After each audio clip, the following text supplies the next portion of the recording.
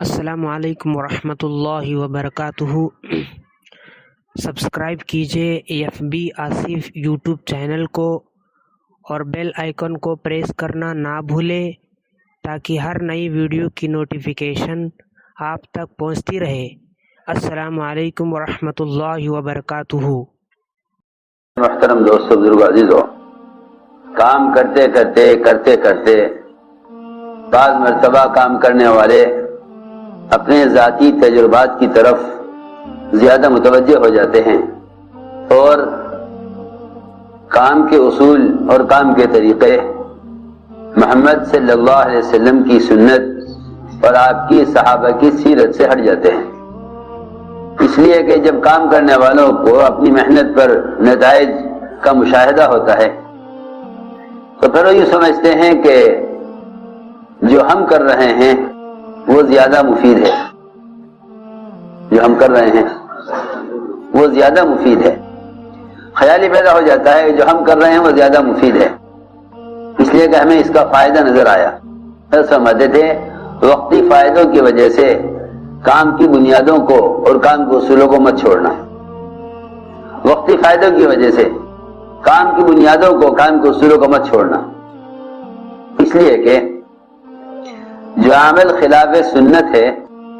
وہ عمل ہدایت کا راستہ نہیں ہے۔ محنت ساری ہدایت کے حاصل کرنے کے لیے ہے، محنت تو ہدایت کے حاصل کرنے کے لیے ہے، تو جو محنت خلاف سنت ہو وہ ہدایت کا ذریعہ کیسے بن سکتی ہے؟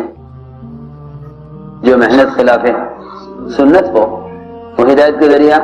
کیسے بن سکتی ہے؟ اپنی رائے اور تجربات پر چلنے والے سنت کے دشمن ہو جائیں گے۔ اپنی رائے اور تجربات پر چلنے والے سنت کے سب سے پہلے جاننا چاہیے کہ دعوت کیا ہے، پہلے جاننا چاہیے کہ دعوت کیا ہے، سب سے پہلے جاننا چاہیے کہ دعوت کیا ہے۔ جس طرح محمد صلی اللہ علیہ وسلم کا طریقہ عبادت متعین ہے، ایسے ہی آپ صلی اللہ علیہ وسلم کا طریقہ دعوت بھی متعین ہے۔ آپ صلی اللہ علیہ وسلم کسی انسان کا درجہ اس سے کم نہیں سمجھتے تھے کہ آپ اس کو خود جا کر دعوت دیں۔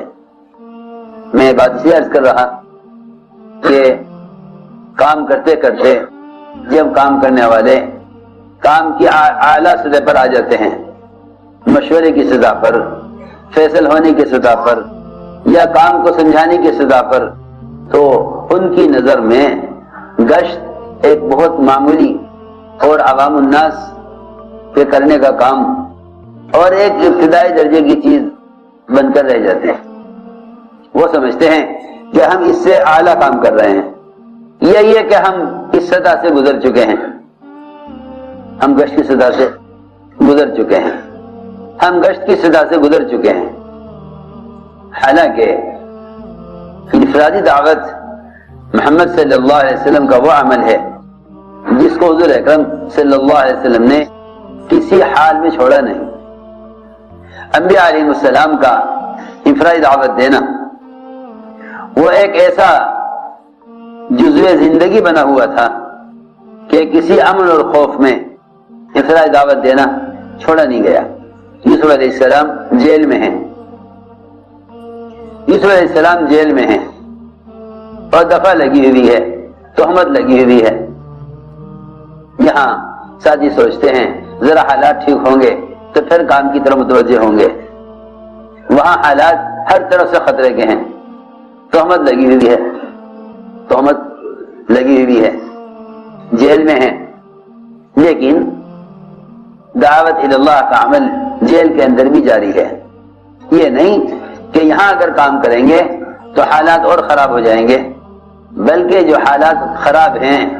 یہ حالات دعوت اللہ سے ہی سدھریں گے۔ اس لیے کہ دوستو عزیزو، انفرادی دعوت سے بڑھ کر اللہ کے اپنے بندے کی طرف متوجہ ہونے کا اور اللہ کی غیبی مددوں کے آنے کا انفرادی دعوت سے بڑھ کر اور کوئی ذریعہ نہیں ہے۔ انفرادی دعوت سے بڑھ کر اللہ کے اپنے بندے کی طرف متوجہ ہونے کا اور غیبی مددوں کے آنے کا انفرادی دعوت سے بڑھ کر اور کوئی ذریعہ نہیں ہے۔ یہاں یوسف علیہ السلام کا جیل میں دعوت دینا یہی ذریعہ بنا ان کے جیل سے نکلنے کا۔ حضور اکرم صلی اللہ علیہ وسلم سفر ہجرت میں ہیں، انتہائی خطرناک سفر ہے، ہر طرف سے آپ کو پکڑنے کے لیے اور آپ کی تلاش میں کفار دوڑے ہوئے ہیں، بڑے بڑے انعامات کا اعلان کافروں کے لیے کیا گیا ہے کہ کسی بھی طرح محمد صلی اللہ علیہ وسلم کو گرفتار کر کے لاؤ، لیکن ان حالات میں حضور اکرم صلی اللہ علیہ وسلم نے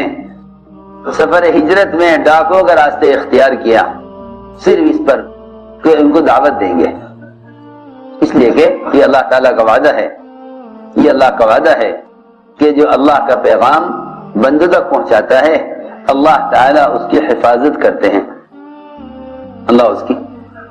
حفاظت کرتے ہیں۔ جو اللہ کا پیغام بندوں تک پہنچاتا ہے اللہ تعالیٰ اس کی حفاظت کرتے ہیں۔ میں نے عرض کیا کہ غیبی نصرتوں کے اور اللہ رب العزت کے اپنی طرف متوجہ بندے کی طرف متوجہ ہونے کا انفرادی دعوت سے بڑھ کر کوئی ذریعہ نہیں، اس سے بڑھ کر کوئی ذریعہ نہیں، اس سے بڑھ کر کوئی ذریعہ نہیں۔ اللہ رب العزت کے اپنے بندے کی طرف متوجہ ہونے اور اللہ کی غیبی مدد کے آنے کا اس سے بڑھ کر کوئی ذریعہ نہیں کہ ہم کام کے ابتدا سے لے کر اپنی زندگی کی انتہا تک عمومی گشت اور انفرادی دعوت کو اپنی ترقی کا سبب یقین کرتے رہیں، کیونکہ انفرادی دعوت دینا یہی ایک سبب ہے ایمان کی تقویت کا، اور یہی اصل سبب ہے ایمان کی زیادتی کا، یہی اصل سبب ہے ایمان میں کمال پیدا کرنے اور ایمان کی ترقی کا، یہی ایک سبب ہے انفرادی دعوت دینا۔ اس لیے ہم نے عرض کیا کہ ایسا نہ ہو کہ یہ گشت اور ملاقاتیں یہ عمومیت کی وجہ سے دلوں میں ان کا ہلکا پن پیدا ہو جائے، دلوں میں اس کا ہلکا پن پیدا ہو جائے، یہ کہ ہم سمجھیں کہ یہ عوام کس طرح کی چیز ہے، حالانکہ اللہ تعالیٰ فرما رہے ہیں قرآن میں کہ دو موقع اپنے بندے محمد صلی اللہ علیہ وسلم کے متوجہ ہونے کے دو موقع اصل ہیں، ایک جب آپ دعوت دیتے ہیں اور دوسرے جب آپ عبادت میں ہوتے ہیں، یہ دو موقع اللہ تعالیٰ کے اپنے بندے کی متوجہ ہونے کے خاص موقع ہیں۔ تو میرے دوستو عزیزوں، سب سے بنیادی بات یہ ہے کہ اپنے ایمان میں کمال پیدا کرنے کے لیے، اپنے ایمان کی ترقی کے لیے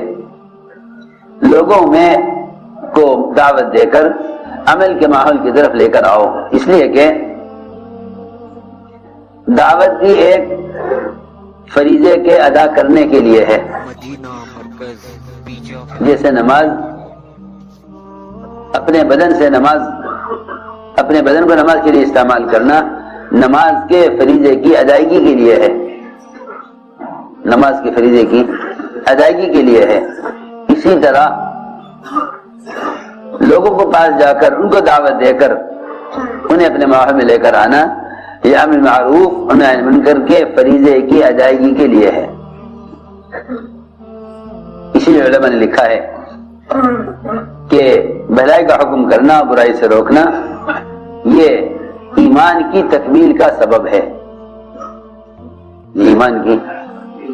تکمیل کا سبب یہ ہے، ایمان کی تکمیل کا سبب ہے، یہ دعوت ایمان میں کمال پیدا کرنے کا سبب ہے۔